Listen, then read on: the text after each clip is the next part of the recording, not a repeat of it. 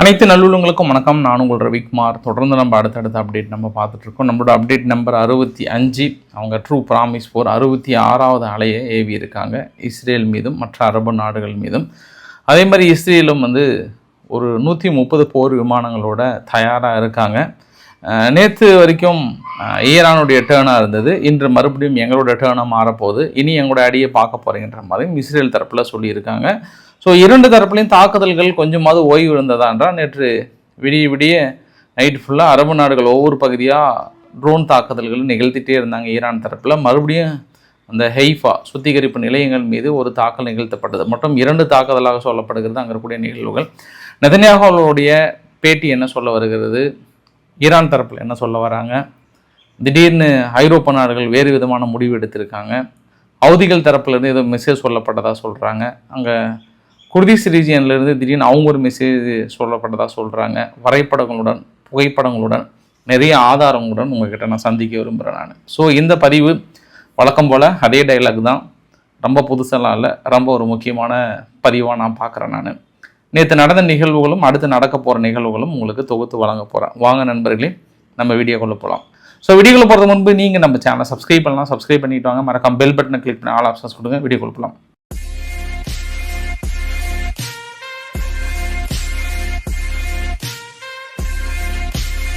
So நேற்று இரவு பதிவு 64வது அப்டேட்டில் நான் முடிக்கும் போது எங்கே முடித்தேன் அப்படின்னா, நான் கரெக்டாக உங்கள்கிட்ட ரீச் ஆனதே 11 மணி ஆகிடுச்சு நைட்டு. ஏன்னா எனக்கு கொஞ்சம் வெளியே அது இதுன்னு போயிட்டு வரதெல்லாம் எனக்கு கொஞ்சம் நான் ரீச் பண்ணதே கொஞ்சம் லேட் ஆகிடுச்சு. பட் அதுக்கப்புறம் 12 மணியிலிருந்து நடந்த நிகழ்வுகள் என்ன, கரெக்டாக நைட்டு நம்ம இந்திய நேரப்படி 12 மணிக்கு நெதன்யாகு அவர்கள் செய்தியாளர்களை சந்திக்கிறேன்னு சொல்லியிருந்தாங்க. ஏன்னா பல்வேறு வதந்திகள், பல்வேறு தொடர்ந்து குற்றச்சாட்டுகள் எல்லாம் வதந்திகள் தான். அது டாட்டா இந்த வதந்திகள் முதல் முறையாக அதாவது வேர்ல்டு லெவலில் இருக்கக்கூடிய மீடியாவே அலறிட்டாங்க. ஃபுல்லாக கதறி இருக்கிறாங்க. எங்களாலே முடியல, இந்த அளவுக்கு ஒரு ஃபேக் நியூஸ் நெரேட்டிவாக பண்ண முடியுமா அப்படின்ற மாதிரி எல்லா தரப்புலையும் பயங்கரமாக பரவி இருக்குது. அல்ஜசீரா பெரிய அளவுக்கு போட்டிருந்தாங்க, இந்த டைம்ஸ் நவ் போட்டிருந்தாங்க, வாஷிங்டன் போஸ்ட் போட்டிருந்தாங்க. நிறைய சேனல் அவங்கவுங்க தனிப்பட்ட முறையிலே வெளியிட்டிருந்தாங்க. ஏன்னா அந்த அளவுக்கு இந்த யுத்த காலத்தில் பெரிய அளவுக்கான ஃபேக் நியூஸ், ஃபேக் வீடியோஸ் எல்லாம் நிறைய பரவிட்டு இருக்குன்றதுலையும் ஒரு கூடுதல் தகவலான சொல்லிடுறேன் நான் வீடியோ ஆரம்பிக்கும் போதே. ஏன்னா அதாவது ஒரு சிலரோட கருத்துக்களையும் பார்க்க முடியுது. அதாவது ஒரு சிலர் பேசுறது பொய்ன்னு தெரிஞ்சாலும் எங்களுக்கு சந்தோஷமாக இருக்குது அப்படின்றது சொல்கிற கருத்துக்களும் பார்க்க முடியுது. அதனால தான் சொல்கிறேன் நான். ஸோ இந்த ஃபேக் நெரேட்டிவ்ஸ் நெதன்யாகு அவர்கள் இறந்த வரைக்கும் போயிடுச்சு இல்லையா. அதனால் அந்த லைவ் வீடியோஸ் நான் பேசிட்டு அந்த வீடியோ பார்க்குறீங்க. அந்த லைவ் வீடியோஸில் உங்களோட கேள்விகளுக்கும் பதில் அளிக்கிறன்ற மாதிரி நெதன்யாகு அவர்கள் பேசும்போது நான் உயிரோடு தான் இருக்கேன், ஒன்றும் பிரச்சனை இல்லை பாருங்கள் அப்படின்னு சொல்லிட்டு அந்த கேள்விகளுக்கெல்லாம் பதில் அளிச்சிட்டு இருந்தார். நான் உயிரோடு இருக்கேன். அதே மாதிரி ஈரானுடைய புதுசாக தலைவர் ஒருத்தர் அனௌன்ஸ் பண்ணார்ல, சுப்ரீம் லீடர், அவர் உயிரோடு இருக்கிறாரா அப்படின்ற மாதிரி சொல்கிறார். யாரை கேட்டாருன்னு தெரியல. ஒருவேளை அலி காமினி அவர்கள் இறந்து போனவரை சொல்கிறாரா, இல்லை புதிய லீடரை சூஸ் பண்ணாரான்னு தெரியல. ஈரானுடைய லீடர் உயிரோடு இருக்கிறாரா, ஏதாவது ஆதாரங்கள் கொடுக்க முடியுமா அப்படின்னு ஃபஸ்ட்டு ஆரம்பிக்கும் போதே சொன்னார். அதாவது முஸ்தபா அவர்கள் கேட்குறாங்க. ஸோ ஃபேக் நியூஸ் நெரேட்டிவ்ஸ் கொஞ்சம் அந்த பக்கமும் கொஞ்சம் சொல்லுங்கப்பா அப்படின்ற மாதிரி சொல்லப்பட்ட பதில். இன்னொரு பேசப்பட்டுள்ள 3 விஷயம் என்ன அப்படின்னா, இந்த யுத்தம் என்பது நாங்களும் அமெரிக்காவும் சேர்ந்து தொடங்கப்பட்ட ஒரு யுத்தம் தான், அதில் எந்த மாற்று கருத்துமே இல்லை. அவங்க கிட்ட இருக்கக்கூடிய அணு ஆயுதங்கள் இருக்கக்கூடாதுன்ற சூழ்நிலையை உருவாகணும். ஈரானால் உலகத்துக்கே திரட்டு, உலகத்துக்கே ஒரு அச்சுறுத்தல். அந்த அச்சுறுத்தலை நாங்கள் நீக்கிவிட்டோம். ஆயுதங்களை அழித்து கொண்டிருக்கிறோம், அழித்து விட்டோம். நேவல் பேஸை அழித்து கொண்டிருக்கிறோம், அழித்து விட்டோம். இன்னும் கொஞ்சம் பெண்டிங் இருக்குது, நாங்கள் ஆல்மோஸ்ட் முடிக்கிறோன்ற மாதிரி தான் அவரோட பேட்டி. ஒரு 8-10 நிமிஷம் இது மேலே இருந்தது.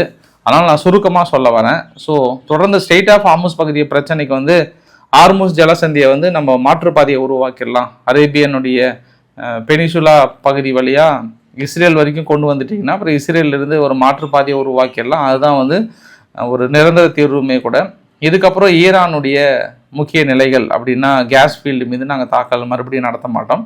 இந்த தாக்கல் நடத்தினதுக்கப்புறம் அமெரிக்கா கிட்டேருந்து எங்களுக்கு இன்ஸ்ட்ரக்ட் வந்தது உண்மைதான். அவங்க இதுக்கப்புறம் தாக்கல் நடத்த வேண்டாம்னு சொல்லிட்டாங்க. அதனால் வாய்ப்புகள் இல்லை அப்படின்றதையும் சொல்லிட்டாங்க.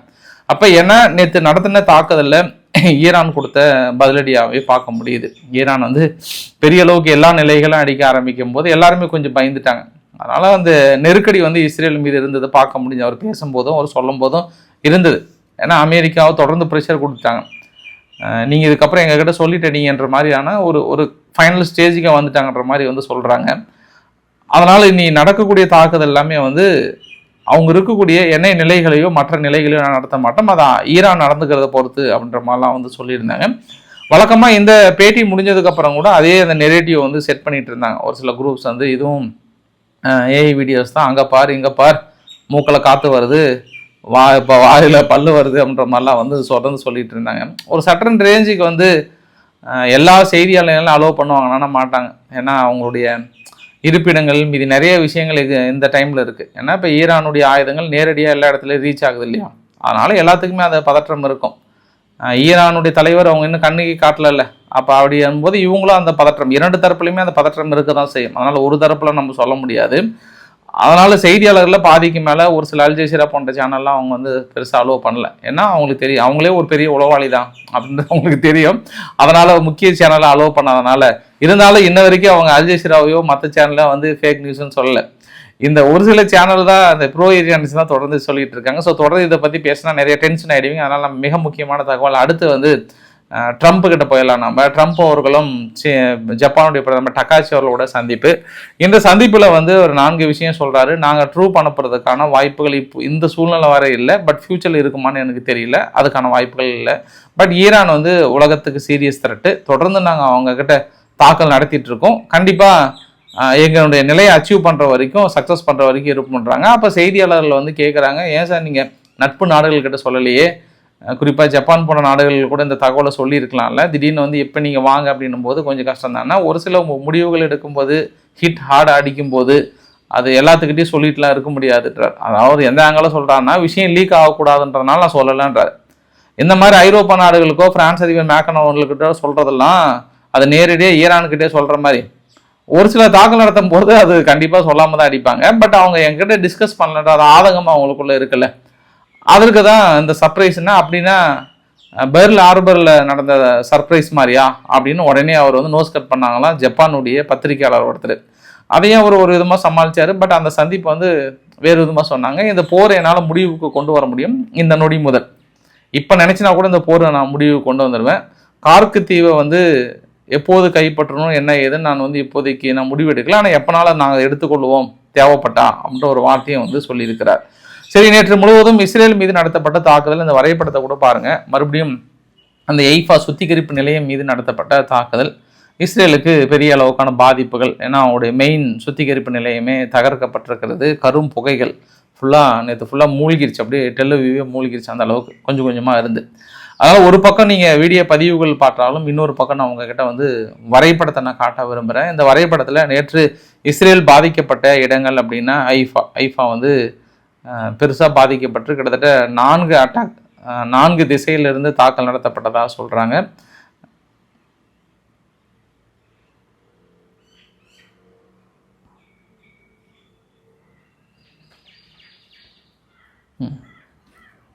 கிட்டத்தட்ட ஃபஸ்ட்டு பார்த்திங்க அப்படின்னா இங்கே நம்பர் போட்டிருக்கு இல்லையா, அந்த இடத்துல வந்து ராக்கெட்னுடைய டெப்ரிஸ், அதாவது சுட்டு வீழ்த்தப்பட்ட ராக்கெட் அந்த குடியிருப்பு மீது விழுந்தது அப்படின்னு போட்டிருக்காங்க. அதுக்கான பதிவுகளும் கிடைச்சது. 2 என்னென்னா ஐஆர்ஜி சொன்ன ஸ்ட்ரைக்கு அடானிம்ன்ற பகுதியில் நேரடியாக அடிச்சிட்டாங்க ஹிட்டு. 3வது ஈரானுடைய மிசைல்ஸ், அதாவது கொத்து குண்டுகள் இருக்கு இல்லையா, கொத்து குண்டுகள் வந்து டைரெக்டாகவே டெல்லவியூ பக்கத்தில் வந்து நிகழ்த்தியிருக்காங்க. இந்த 1, 2, 3 பெரிய பாதிப்புகள். நம்ம 4 பாருங்கள், அதுதான் இஸ்ரேலினுடைய சுத்திகரிப்பு நிலையங்கள். சுத்திகரிப்பு நிலையங்களில் அடிச்சிட்டாங்க. ஃபஸ்ட்டு ஒரு புகை தான் வந்தது, அதுக்கப்புறம் மறுபடியும் ஒரு அட்டாக், மொத்தம் ஒரு 2 அட்டாக் பண்ணிட்டாங்க.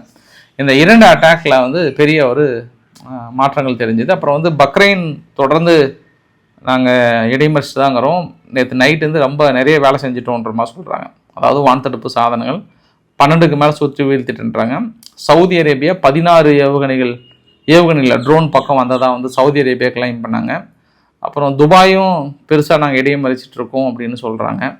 அப்புறம் குவைத்துமே வந்து குவைத்து மட்டும் கொஞ்சம் நேற்று பெண்டிங் விட்ட மாதிரி தெரியுது. பட் மீதி மற்ற நாடுகள் எல்லாமே பெரிய அளவுக்கு, அதாவது குவைத்து பெண்டிங் அப்படின்னா மற்ற நாடுகள் இருந்த அளவுக்கு இல்லை, மற்ற நாடுகள்லாம் மினிமம் 15லேருந்து 16 ஏவுகணைகள் அனுப்பியிருந்தாங்க. பட் குவைத் மட்டும் கொஞ்சம் குறைவாக அனுப்பியிருந்தாங்க.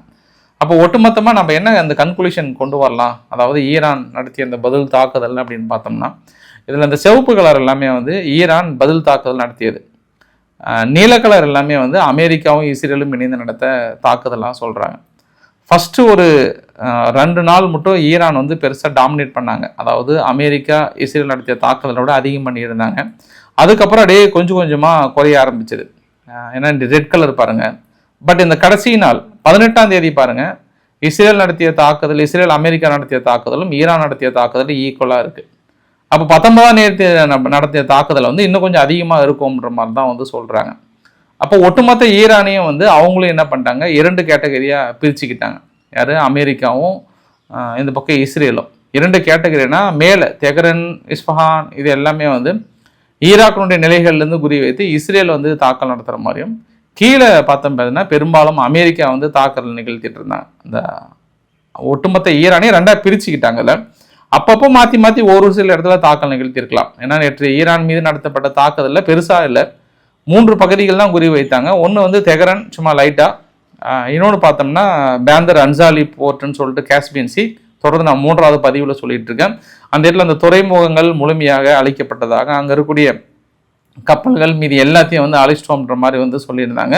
அப்புறம் கீழே பேந்தர் அப்பாஸ் பகுதியில், அப்புறம் அதுக்கு பக்கத்தில் ஒரு இடத்துல வந்து தாக்கல் நடத்தியிருந்தாங்க. பட் இந்த இடத்துல தாக்குதல் நடத்தும் போது A10 activity over gulf waters அப்படின்றது ஒரு நோட் பண்ணிக்கோங்க. இது ரொம்ப முக்கியம். ஏன்னா இதுதான் நம்ம கிளைமேக்ஸில் சொல்லக்கூடிய விஷயங்கள். ஏன்னா இன்றைக்கி ஈரான் நடத்திய தாக்குதலில் வந்து பெரிய ஒரு லூப் ஹோல், அவங்களுக்கு லூப் ஹோல் அப்படின்னு சொல்ல முடியாது, இதை அவங்க அடிக்க விட்டு பார்ப்பதற்கான காரணங்கள் என்ன அப்படின்னா, இப்போ இஸ்ரேலும் அமெரிக்காவும் பெரும்பாலான ஆயுதங்கள் குறைத்து விட்டதான்னு நினைக்கும் போது அவங்ககிட்ட இன்னும் எவ்வளோ இருக்குது, எங்கெல்லாம் தனது தளங்களை யூஸ் பண்ணுறாங்கன்றதை அப்சர்வ் பண்ணியிருக்காங்க. நேற்று ஃபுல்லாகவே ஈரானை அடிக்க விட்டு பார்த்ததுக்கான காரணம் அதுதான். ரைட்டு தான், நீங்கள் சோதனை பண்ணுறீங்க, கரெக்டு தான். பாவங்க அரபு நாடுகளில் மாட்டிக்கிட்டாங்க, நீங்கள் சோதனை பண்ணதில்ல. இவங்க தானே ஃபுல்லாக மாட்டிக்கிட்டாங்க. ஒரே ஒரு கேஸ் ஃபீல்டு அவங்க அவங்க ஈகோவை அப்படி தட்டி எழுப்பி விட்டு ஃபுல்லாக அவங்கள அடிக்க வச்சு, அந்த கோபத்தில் அவங்க நிறைய முடிவுகள் எடுத்திருப்பாங்க. இதுவரை எடுக்காத ஆயுதங்களை எங்கிருந்து எடுக்கிறாங்க அப்படின்றது அப்சர்வ் பண்ணியிருக்காங்க அமெரிக்காவும் இஸ்ரேலும். ஏன்னா இதை அழுத்தம் திருத்தமாக சொல்கிறேன் அப்படின்னா, இந்த தாக்குதல்லாம் முடிஞ்சதுக்கப்புறம் இன்னைக்கு காலையில் இந்திய நேரப்படி 9 மணிக்கு ஒரு 130 இடங்களை டார்கெட் வைத்திருக்காங்க. அது இல்லாமல் அமெரிக்காவும் ஒரு 50 இடத்துக்கு மேலே டார்கெட் வச்சுருக்காங்க. இனி எங்கள் வேவ் ஸ்டார்ட் அப்படின்னு சொல்லியிருக்காங்க. அப்போ மறுபடியும் அந்த இடத்துல எங்கெங்கே இருக்குது அப்படின்றதையும் கிளைம் பண்ணியிருக்கிறாங்க. சரி, இப்போ தனது 64வது அலை, 66வது அலை, நம்ம 65வது அலையில் இருக்க தனது வீடியோ பதிவு கூட வெளியிட்டிருந்தாங்க. இந்த 66வது அலையில் நேற்று ஸ்ட்ரெய்ட் ஆஃப் ஹார்முஸ் பகுதியில் மறுபடியும் 2 கப்பல்களை வந்து தாக்கல் நடத்தியிருக்காங்கன்றது ஒரு கூடுதல் தகவலாக இருந்தது. இஸ்ரேலும் பெரிய அளவுக்கு பாதிப்புக்கு உள்ளானதை பார்க்க முடிஞ்சது. அதுக்கான பதிவுகளும் தொடர்ந்து கிடைச்சிட்டு தான் இருக்குது. அடுத்து வந்து ஹெஸ்புல்லாவும் வந்து தனது வீடியோ பதிவு வந்து வெளியிட்டிருந்தாங்க. அந்த வீடியோ பதிவு வெளியிடும் போது ஐ ஆம் கம்மிங் சூன் அவள்ன்ற மாதிரிலாம் வந்து பயங்கரமாக வந்து போட்டு, கம்மிங் சூன்லாம் இல்லை, ஆல்ரெடி உங்கள் பகுதிக்குள்ளே நீங்கள் நுழையிறது முக்கியம் இல்லை, நாங்கள் நுழைய போகிறோன்ட்டு அவங்களோட மெர்காவா டேங்க்லாம் வந்து பெரிய அளவுக்கு அடிச்சிருந்தாங்க. ஸோ தொடர்ந்து அந்த வரைபடத்தையும் நான் உங்களுக்கு இது முடிஞ்சதுக்கப்புறம் நீங்கள் பாருங்கள், ஃப்ரீயாக இருக்கும்போது. ஏன்னா 2 வீடியோ பதிவு ஓடிட்டுருக்கு, அதுக்கு மேலே டம்ப் பண்ண விரும்பல. அதை நீங்கள் பார்த்தீங்கன்னாவே தெரியும். எல்லை களத்தில் அவங்க ஹெஸ்புல்லாவும் தாக்கல் நடத்தியிருக்காங்க, இவங்க பதிலுக்கு இவங்களும் தாக்கல் நடத்திட்டு இருக்காங்க. அதில் ஒரு ஆர்டி சேனல் ஒன்று, அதாவது ரஷ்யானுடைய சேனல், அவங்க இஸ்ரேலுக்குள்ளே இருக்காங்க. நேற்று இன்னொரு விஷயம், நெதன்யாகு அவர்கள் பேசும்போது ஆர்டி சேனலுமே இருந்ததாக சொன்னாங்க, அதாவது ரஷ்யானுடைய சேனலும் இருந்ததாக சொன்னாங்க. அந்த சேனல் பேட்டி அவர் கொடுக்கும்போது பின்னாடியே ஒரு பெரிய ஏவுகணை டம்முன்னு வந்து அடிக்குது. நல்ல வேளை அவர் உயிர் தப்பிச்சிட்டார். ஏன்னா கரெக்டாக அடிக்கும்போது அந்த வீடியோ பதிவு ஓடுறாரு. அதாவது லிட்டானி ரிவர் அப்படின்னு சொல்லுவாங்க, சதன் லெபனானையும் அந்த பக்கம் இணைக்கக்கூடிய மிக முக்கிய ஒரு லெபனான் நடுவில் ஒரு பெரிய ஆறு, அந்த ஆறுக்குள்ளே ஒரு பிரிட்ஜ் இருக்குது. இந்த பிரிட்ஜு தான் வந்து கனெக்டிங் பிரிட்ஜ். பட் இது வந்து தொடர்ந்து ஹெஸ்புல்லா தனது ஆயுதங்களை இந்த பக்கம் கொண்டு வரதுக்கு செய்கிறதுக்கு யூஸ் பண்ணுறாங்க. முழுமையாக ஹெஸ்புல்லா இந்த நிலைக்குள்ளே நிறுத்தணுன்றதுக்காக அந்த 2 பிரிட்ஜையும் அழிச்சிட்டாங்க ஃபுல்லாக. யார்? இஸ்ரேல் தரப்பில் இருந்து. இனி அந்த பக்கம் போக முடியாது, இந்த பக்கம் வர முடியாது, அது பெரிய ரிஸ்க்குமே கூட. அதனால் அந்த பகுதியை போனதுனால தாக்குதல். இது லெபனானுக்கு கொஞ்சம் சீரியஸ் கண்டிஷனாக பார்க்க முடியும். லெபனானுக்கு அப்புறம் நேற்று ரொம்ப குறி வைக்கப்பட்ட ஒரு பகுதி என்ன அப்படின்னா, அது வந்து ஈராக். அதாவது இந்த அரபு நாடுகளோட பிரச்சனைகள் இதெல்லாம் ஒரு பக்கம் தாண்டி இங்கே ஈராக் மீது குறி வச்சுட்டாங்க. அதற்கு முன்பு நான் இன்னொரு விஷயத்தையும் சொல்லிடுறேன். நான் இவங்க 66வது அலையில் வந்து அவங்களுடைய ஐஆர்ஜிசி தரப்பில் பேசும்போது அரம்கோ நிறுவனங்கள் மீது நாங்கள் சவுதி அரேபியா அரம்கோ நிறுவனம் நாங்கள் நடத்தலை, இது வந்து ஃபால்ஸ் ஃப்ளாக் அப்படின்ற ஒரு வார்த்தையை வந்து ஈரான் தரப்பில் சொல்கிறாங்க. ஈரான் தரப்பில் அடிக்கிறதும் அடிச்சிடுறீங்க, ஆனால் கடைசியில் வந்து அது நாங்கள் நடத்தலை ஃபால்ஸ் ஃப்ளாக் அப்படின்றதா எனக்கே கொஞ்சம் கேள்விக்குறியாக இருக்குது. நீங்கள் சொல்லும் போதே நேற்று என்ன சொன்னீங்க, அந்த அரம்கோ நிறுவனங்கள் இன்னும் ஒரு 4-5 கேஸ் ஃபெசிலிட்டிஸ்லாம் எங்கெங்கே இருக்கோ வெளியேறுங்கன்னு சொல்கிறீங்க. தாக்குதல் நடத்துகிற நாங்கள் தான் எதிரிகளுக்கு பாடம் புகட்டுறோன்னு சொல்கிறீங்க. நேற்று ஃபுல்லாக அடின்னு அடிச்சுட்டு திடீர்னு இன்றைக்கி வந்து அது நாங்கள் நடத்தலை ஃபால்ஸ் ஃப்ளாக் அப்படின்னா அது எப்படி ஏற்றுக்குவாங்கன்னு தெரியல. அது முதல்ல அவங்க சவுதி அரேபியாவே ஏற்றுக்கிறாங்களான்னு எனக்கு தெரியல. பட் இவங்க திடீர்னு இன்றைக்கி வந்து ஃபால்ஸ் ஃப்ளாக் அது நாங்கள் நடத்தலை அப்படின்னு சொல்கிறது, அது எல்லாத்துக்கும் அவங்கவுங்க வசம் நான் விட்டுறேன். நான் இந்த இடத்துல ஈரான் வந்து திடீர்னு ஏன் இப்படி ஒரு கிளைம் பண்ணாங்கன்னு தெரியல. ஒருவேளை அரபு நாடுகள்கிட்ட வந்து ரொம்ப சாதுரியமாக போகணும்னு நினைக்கிறாங்களா அப்படின்னும் போது அப்படி பார்த்தாலும் தெரியல. தாக்குதலை நிகழ்த்திட்டு தான் இருக்காங்க, எண்ணெய் கிணறுகளை குறி வச்சு தாங்கிறாங்க. இதுக்கப்புறம் இன்னிலிருந்து நிகழ்த்த மாட்டாங்கன்னு நினைக்கிறேன் நான். ஏன்னா கொஞ்சம் அவங்க நான் இஸ்ரேல் தரப்புலேயே அமெரிக்கா தரப்புலேயே நடத்தலாம்னு சொல்கிறாங்க இல்லையா, அதற்காக. அப்புறம் இன்னொரு கவனிக்கப்பட வேண்டிய விஷயம் ஈராக். இந்த வரைபடத்தில் பார்த்தீங்க அப்படின்னா மொத்தம் 4 இடங்களை குறி வைத்திருக்காங்க.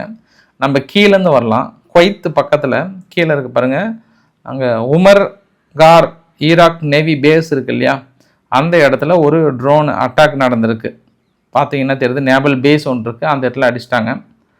அதுக்கு மேலே பார்த்தீங்கன்னா பாக்தாத் 3 இருக்கும், அந்த இடத்துல பெரிய அடி. அப்புறம் 2ன்னு பார்த்தீங்கன்னா கிருக்குன்ற பகுதியில் யூஎஸ்னுடைய தண்டர் வந்து அந்த இடத்துல பெருசாக ஒரு அட்டாக் பண்ணியிருந்தாங்க. அதாவது ஆப்போசிட் போர்சஸ், இந்த ரெசிஸ்டன்ஸ் குரூப்பெல்லாம் இருக்காங்கல்ல, அந்த குரூப் மீது தாக்கல் நடத்தியிருந்தாங்க. மறுபடியும் எர்பில் பக்கத்துலேயும் ஒரு தாக்குதல் நிகழ்த்தப்பட்டிருக்குது, யூஏஇ அட்டாக். அதாவது அமெரிக்காவுடைய பகுதிகளில் ஒரு தாக்கல் நிகழ்த்தியிருக்காங்க. இன்றைக்கி காலையில் விடிகாலையில் ஒரு இன்னொரு பதிவுமே பார்க்க முடிஞ்சது, வீடியோ பதிவுமே வந்தது. பிஎம்எஃப் அப்படின்னு ஒரு குரூப் இருக்குது, ஈரான் ஆதரவு பெற்ற குழுக்கள், அவங்களுடைய ஆயுத குடோன்களை அழிக்கப்பட்டதாக பெருசாக பயங்கரமாக பற்றி எரிஞ்சதையும் வந்து பார்க்க முடிஞ்சது. அதே போல் இன்னொரு விஷயம் என்னென்னா, பாதிப்புகள் ஹிஸ்புல்லா நடத்திய தாக்குதலில் கிரியாட் ஷாமோனா அப்படின்ற பகுதியில் இஸ்ரேலுக்குள்ளேயும் அந்த பாதிப்புகள் பார்க்க முடிஞ்சுது. ஈரான் தரப்பில் ஃபைனலாக இறுதியாக என்ன கிளைம் பண்ணுறாங்கன்னா, நாங்கள் 4 அமெரிக்க இஸ்ரேலுடைய ஏர்கிராஃப்டை சுட்டு வீழ்த்திட்டோம் அப்படின்னு சொல்கிறாங்க. இருப்பா இன்னும் அங்கே F-35க்கே விளக்கம் இன்னும் கிடைக்கல எனக்கு, நீங்கள் அதுக்குள்ளே 4 போர் விமானத்தை கிளைம் பண்ணிங்கன்னா எப்படி பாஸ்? எனக்கு முதல்ல F-35க்கே இன்னும் எனக்கு ஆன்சர் வரல. இவங்க CNN சேனல் மட்டும்தான் சொல்லியிருக்காங்க, மற்றவங்க யாருமே இன்னும் சொல்லலை. அதுக்கே சுட்டு வீழ்த்தினா அந்த போர் விமானம் இங்கிருந்து UK வரைக்கும் எப்படி போய் சேர்ந்ததுன்ற இன்னொரு கேள்வியுமே இருக்குது. ஏதாவது பாதிப்பு இருந்திருக்கும், பட் முழுசாக பாதிப்பு இருக்கா இல்லையா அப்படின்றதுல நம்ம பார்க்க வேண்டியது இருக்குது. ஒரு போர் விமானம் சுட்டு வீழ்த்தப்படுறது வேறு, காயம் அதாவது பாதிப்புன்றது வேறு. இப்போ அடிச்சிட்டாங்கன்னா ஒன்று இவங்க நிலைகளுக்குள்ளேயோ இல்லை ஈராக் இடத்துலையோ வந்து விழுந்திருக்கணும். அது எங்கே போயிருக்கு, மறுபடியும் UK வரைக்குமே போய் சேர்ந்துருக்கு, அவ்வளோ டிஸ்டன்ஸ் இல்லை. இப்போ ஈராக்குனுடைய நிலைகள் எங்கே, யூகேனுடைய பேஸ் எங்கே, அங்கே போய் சேர்ந்துருக்கு அப்படின்னாவே அதனுடைய ரியல் ரீசனை நம்ம தெரிந்து கொள்ளணும். நான் வந்து யாருக்காக சொல்லலை நான், அதனால் அதுக்கே இன்னும் நம்மளுக்கு ரீசன் கிடைக்கல. ஆனால் இவங்க அடித்த அடியில் விமானமே காலின்னு சொல்கிறாங்க. ஆனால் அங்கே கொஞ்சம் கான்ட்ராவர்சியாக இருக்குது, கொஞ்சம் ரீசன் கிடைக்கட்டும். அதுக்குள்ளே 4 போர் விமானங்களை கிளைம் பண்ணியிருக்காங்க. 4 போர் விமானங்கள் மட்டும் இல்லை, மறுபடியும் நாங்கள் இஸ்ரேலுக்கு வந்து இறுதியான எச்சரிக்கை கொடுக்குறோம், உங்கள் மக்களை வெளியேற்றி விடுங்க, எல்லாம் பிரித்து மேய்ஞ்சிருன்ற மாதிரிலாம் தொடர்ந்து எச்சரிக்கைகள் வந்து கொடுத்துருக்காங்க. ஸோ இஸ்ரேல் நடத்திய நேற்று இரவு தாக்குதலில் ஈரானில் வந்து பர்ஷியன் அப்படின்ற ஒரு பகுதியில் கடுமையான ஒரு தாக்கல் நிகழ்த்தப்பட்டது. அப்புறம் வந்து கெர்மான் அப்படின்ற ஒரு பகுதியிலும் கடுமையான தாக்குதல். அந்த பர்ஷியன் மிலிட்ரி காம்ப்ளெக்ஸ் அந்த இடத்துல புதுசாக பார்த்தேன் நான், இப்போ ஃபஸ்ட் டைம் ரொம்ப நாளுக்கு அப்புறம், அதாவது 21 நாளைக்கு அப்புறம் ஈரானுடைய வான்தடுப்பு சாதனங்கள் வேலை செய்தது. கீழே இருந்து சுட்ட பதிவு பார்த்தேன். இத்தனை நாளுக்கு அப்புறம் அதை வந்து ரெடி பண்ணியிருக்காங்க. வான்தடுப்பு சாதனங்கள் நாங்கள் சக்ஸஸ்ஃபுல்லாக தடுத்துட்ருக்கோம் அப்படின்ற ஒரு வார்த்தையை வந்து சொல்லி பதிவுகளும் பார்க்க முடியுது.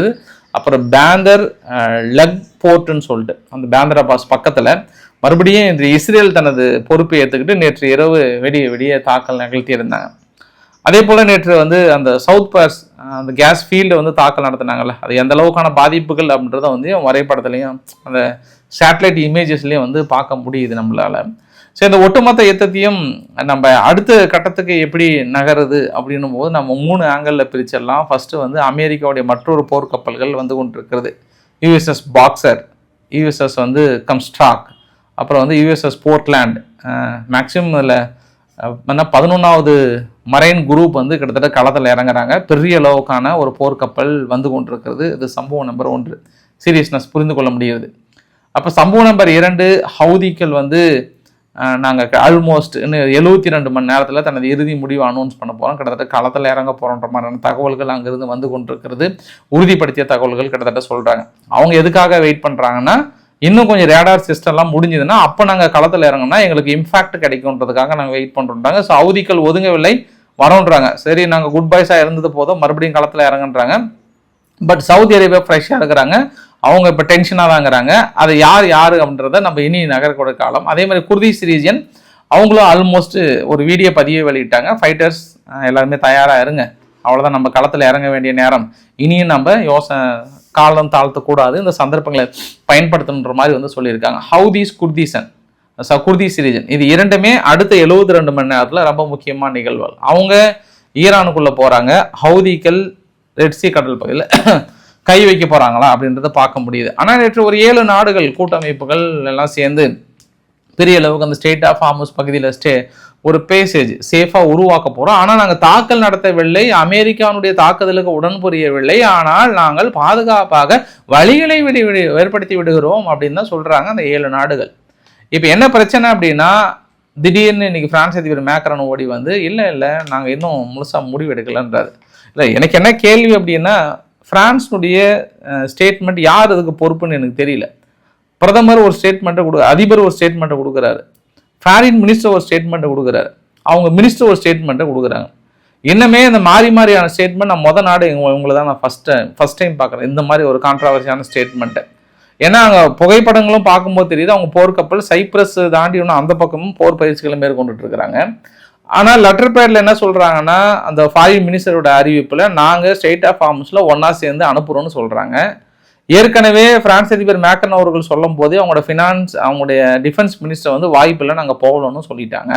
ஆனால் திடீர்னு காலைல பிரான்ஸ் அதிபரும் ஓடி வந்து இல்லையே நாங்கள் இன்னும் உருவாக்கலைன்றாங்க. மறுபடியும் இன்னைக்கு ஓடி வந்து அல் ஜஸீரா சேனலில் பார்க்க முடியுது, ஐரோப்பாவும் ஜப்பானும் அப்ரோப்ரியேட்டாக வந்து ஸ்டேட் ஆஃப் ஹார்முஸ் பகுதியை வந்து ஓப்பன் பண்ணுறது கலந்துக்கிறாங்க அப்படின்ற மாதிரி வந்து சொல்லியிருக்காங்க. பார்க்கலாம். அரபு நாடுகளை காத்து கொண்டிருந்த அமெரிக்காவுடைய வான்தடுப்பு சாதனங்கள் கொஞ்சம் கொஞ்சமாக செயல் இழக்கிறதுனால இனி எங்களால் காக்க முடியலன்னு சொல்லிட்டு கொஞ்சம் தள்ளி நின்றாங்கன்னு தெரியல, அவசர ஒப்புதல் கொடுத்துருக்காங்க, நீங்களும் வாங்குங்கன்றாங்க. ஏன்னா மற்ற நாடுகளோட சவுதி வந்து அதிகமாக வான்தடுப்பு சாதனங்கள் வாங்கி வைத்திருக்காங்க, அவங்க ஓனாக வச்சுருக்காங்க, அமெரிக்கா கிட்டேருந்து வாங்கி. அந்த மாதிரி கத்தார்கிட்டயோ மற்ற நாடுகள்கிட்டயோ இருக்குன்னா ரொம்ப கம்மியாக இருக்குது. அதனால் இப்போ அவசர ஒப்புதல் என்ன கொடுத்துருக்காங்கன்னா, 7.2 பில்லியன் அளவுக்கான ஒப்புதல் யுஏஇக்கும், குவைத்துக்கு ஒரு 8 பில்லியனும், ஜோர்டனுக்கு வந்து ஒரு 70 மில்லியன் அளவுக்கு வந்து கொடுத்துருக்காங்க. ஸோ சைடு கேப்பில் தனது வியாபாரத்தை வந்து ஒரு பக்கம் வந்து பார்த்துக்கிட்டாங்க. எகிப்தினுடைய அல்சிசி அவர்கள் நேராக கிளம்பி யுஏஇக்கு போயிருக்கிறார். அங்கே களத்தில் இறங்கி யுஏஇ கத்தார்லாம் மீட் பண்ணி நல்ல முடிவு அனௌன்ஸ் பண்ணலாம், கவலைப்படாத நண்பா, நம்ம சேர்ந்து ஒரு முடிவு எடுக்க வேண்டிய ஒரு தருணம்ன்ற மாதிரிலாம் சொல்லியிருக்காங்க. ஈரான் யுஏஇ கிட்ட இழப்பீடு கேட்குறாங்க. அப்போ யுஏஇ இதுக்கப்புறம் ஈரான்கிட்ட இழப்பீடு கேட்பாங்க. யாருக்கிட்ட இழப்பீடுலாம் தேவையில்ல. அரபு நாடுகள் அந்த அளவுக்கு ஈரானுடைய சொத்துக்களை வைத்திருக்காங்க, பெரிய அளவுக்கான சொத்துக்கள், பல பில்லியன் தேர்வுன்றாங்க. இனி அதை முடக்குவதற்கான வேலைகள் அதிகமாக ஈடுபடுவதற்கான வாய்ப்புகள் பெருசாக தென்படுகிறது. அடுத்து அமெரிக்கா வந்து தஜிகிஸ்தானுக்கு மேபி இந்த செய்தி புதுசாக ஃப்ரெஷ்ஷாக சொல்கிறேன், நாளை மறுநாளோ வரும், நோட் பண்ணிக்கோங்க. தஜிகிஸ்தான் மீது வார்னிங் கொடுப்பதற்கான வாய்ப்புகள் பிரகாசமாக தென்படுகிறது. தஜிகிஸ்தானோட எல்லை பகுதியில் தொடர்ந்து நின்றுட்டு இருக்கு. இப்போ அமெரிக்காவுக்கு இஸ்ரேலுக்கும் மற்றொரு டவுட் என்னன்னா, ஏற்கனவே தஜிகிஸ்தானுக்குள்ள தான் ட்ரோன் ப்ரொடக்ஷன்லாம் பெருசாக அக்ரிமெண்ட்லாம் போட்டாங்க. அதனால் அந்த எல்லை பகுதியிலேருந்து உள்ளே கொண்டு வந்து கொடுத்துட்டு இருக்காங்களா அப்படின்ற ஒரு சந்தேகம் வந்து கொண்டிருக்கிறது அங்கே இஸ்ரேலுக்கும் அமெரிக்காவுக்கும். நாளை மறுநாளோ இந்த செய்தி வரலாம். உங்ககிட்ட அட்வான்ஸாகவே நான் சொல்கிறேன். நான் எப்போவுமே நம்ம கொஞ்சம் முன்கூட்டியே சொல்லிடுறேன். நான் கண்டிப்பாக அடுத்த குறி வந்து அவங்க தஜிகிஸ்தானுக்கு வைக்கிறாங்கன்ற மாதிரி வந்து சொல்கிறாங்க. வீடியோட நிறைய பகுதியில் அந்த புஷீர் ப்ராமினன்ஸ், அது வந்து பஷீர் இல்லையா, புஷீர் அப்படின்னு தான் சொல்லணுமா, ஒருத்தர் வந்து கமெண்ட் பண்ணியிருந்தார். அந்த புஷீர் ப்ராமினன்ஸில் தான் ஐஆர்ஜிசி அதிகமான ராக்கெட்டை வந்து ஏவி இருக்காங்க அப்படின்னு இஸ்ரேலினுடைய உளவு தகவல்கள் சொல்கிறது. அதனால் இன்றைய நாள் மிக முக்கியமான நாட்களாக அந்த புஷீர் ப்ராவினன்ஸ் மீது கடுமையான தாக்குதல் இருக்கும் என்று எதிர்பார்க்கப்படுகிறது. ஏன்னா இஸ்ரேல் அந்த அளவுக்கு பிளான் பண்ணியிருக்காங்க. சம்பவம் நம்பர் 1. சம்பவம் நம்பர் 2, ஃபினான்ஷியல் டைம்ஸ் வந்து அமெரிக்காவை கிளிச்சிட்டாங்க. அவ்வளோதான், அமெரிக்காவுடைய டாமினன்ட் ஓவர். எக்கனாமிக் வார்ஃபேர் வந்து ஆல்மோஸ்ட் இதில் வந்து பெரிய ஒரு யுகத்தையே மாற்ற போகுது. தொடர்ந்து தான் ஒரு ஆதிக்கவாதி, என்னை யாரும் தொட முடியாது, நெருங்க முடியாதுன்ற மாதிரி கூவி கொண்டிருந்த அமெரிக்காவுக்கு சமிட்டி அடி கொடுத்திருக்கிறது ஈரான். அவர்களால் பொருளாதார சூழ்நிலையே பெரிய அளவுக்கு மாற்றம் வரப்போகிறது. IMFம் வந்து இனி இதனால் எக்கானமி வந்து பெரிய அளவுக்கு ரிஃப்ளெக்ட் ஆகும், இம்பேக்ட் இருக்கும். அது மிடில் ஈஸ்டும் ஒரு பணக்கார வர்க்கம், அது அமுல் பேபிஸ் அவங்கலாம் அப்படியே இப்படி வெள்ளை சொக்காயை மாட்டிக்கிட்டு தலை வரைக்கும் அப்படி போட்டு அப்படியே நெட்டாக போயிட்டு நெட்டாக வரக்கூடிய அமுல் பேபிஸே வந்து பாதிச்சுட்டாங்க ஈரான் அடித்த அடியில். அதனால் அந்த அமுல் பேபிஸ் பாதித்ததில் அமெரிக்கா வேறு தொடர்ந்து கடன் வாங்கறதுல ஒரு பெரிய பொருளாதார மந்த நிலை ஏற்படும் அப்படின்றாங்க. எந்த மந்த நிலை ஏற்பட்டாலும் எங்கள் தமிழ்நாட்டுக்கு வாங்க பாஸ், எங்கள் வாக்காளர் வெறும் மக்களை பாருங்கள், எங்கள் வாக்காளர் திருவிழாவை பாருங்கள், ஒரு ஈரான் யுத்தத்தையே 2-3 நடத்திடலாம். அந்த அளவுக்கு இங்கே பணத்தை கொட்டி குளிக்க வைக்கிறாங்க. ஒவ்வொரு கட்சியும் மொத்தம் 234 தொகுதின்றாங்க. ஒவ்வொரு தொகுதிக்கு தனிப்பட்ட முறையில் ஒரு வேட்பாளர் 50 கோடி செலவு பண்ணுறாங்கன்னு சொல்கிறாங்க ஐயா. இந்த மாதிரி 2-3 கட்சி பண்ணாங்கன்னா எங்கெங்க ஐயா போகிறது? அதனால் யாருப்பா பணம் இல்லைன்னு சொன்னது, யாருப்பா மந்த நிலை இருக்குன்னு சொல்கிறது? குறிப்பாக இந்தியாவிலே தமிழகத்தினுடைய வாக்காளர் பெருமக்களை திருப்திப்படுத்துகிற மாதிரி வேறு எங்கேயாவது திருப்திப்படுத்த முடியுமா? என்ஜாய் பண்ணுங்கள் மக்களே, இந்த வாக்காளர் திருவிழாவில் கலந்துக்கோங்க, சந்தோஷமாக இருங்க. அதே சமயத்தில் யுத்த காலத்தையும் பாருங்கள் நம்ம. ஸோ பிடிச்சிருந்தா லைக் பண்ணுங்கள், உங்கள் ஃப்ரெண்ட்ஸுக்கு ஷேர் பண்ணுங்கள், சப்ஸ்கிரைப் பண்ணுங்கள். ரவிக்குமார் சோமு சேனல். நன்றி, வணக்கம்.